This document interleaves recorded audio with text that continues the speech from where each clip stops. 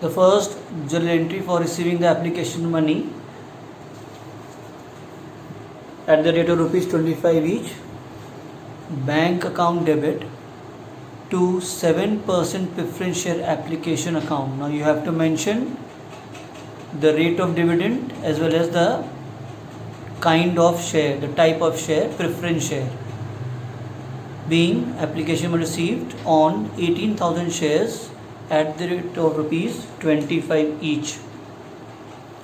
The next entry is for transferring this application money to share capital. The entry will be 7% preference share application account debit to 7% preference share capital, being application money transferred to share capital account. The next two entry is for allot money due and receiving the allot money. You have to see in the question whether the shares are issued at premium and does it include in the allotment rate. Now nothing is mentioned in the question, so 6 rupees is included in the allotment rate. Your actual allotment rate is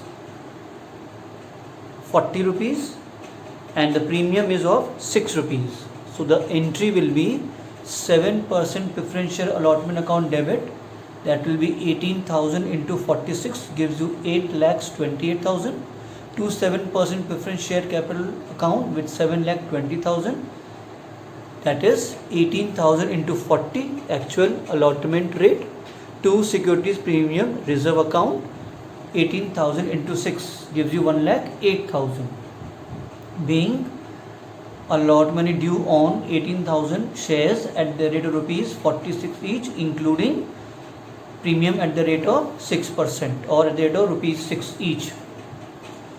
Then receiving the allotment money, you have to see in the question whether any shareholder who has or may have not paid the allotment money, but in the question first and final call on 100 shares were not received. So all the money allotment were received, bank account debit to 7% preference share allotment account, being allot money received.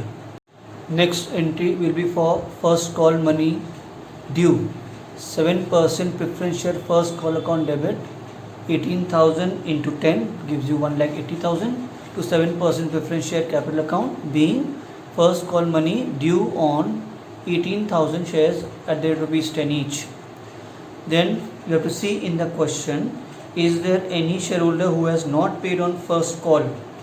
There is one shareholder who did not pay first call money on 100 shares, that is the unpaid amount on 100 shares. That amount will be transferred to calls in arrears account. So the paid amount will be 1,80,000 minus unpaid amount. Bank account debit 1,79,000.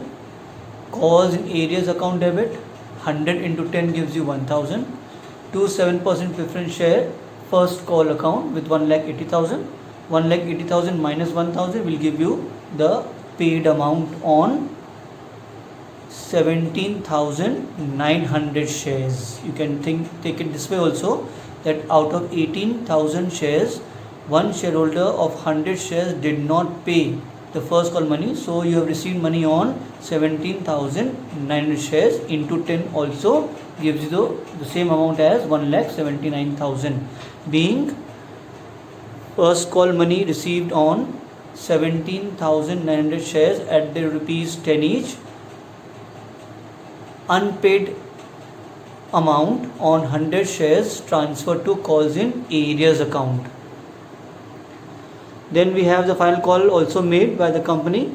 So the entry for final call money due will be 7% preference share final call account debit, 18,000 into 25 to 7% preference share capital account, being final call money due on 18,000 shares at the rate rupees 25 each.